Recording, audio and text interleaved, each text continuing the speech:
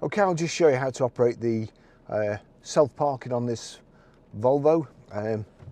So as we're going forward, you'll see a line of parked cars on the left hand side there. I'll just move this gear stick a second. That's the button.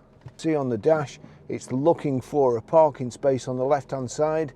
So it's scanning for radar. I'm just moving up here slowly. I'm just in first and slipping the clutch because we're going up the forecourt. There you go, slot found, continue forward. Stop, stop and reverse, so put it into reverse like so, and then, here we go. Now, I can't see where we're going because my glasses have steamed up. So, I'm hoping this is going to work. That's looking a bit close there.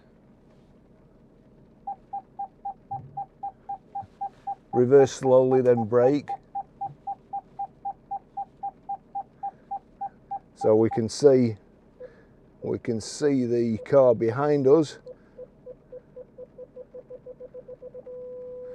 So there, stop and change gear.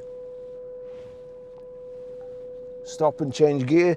So from reverse into first, it's moving forward. It's applied the brake. There we go, that's it, it's as simple as that.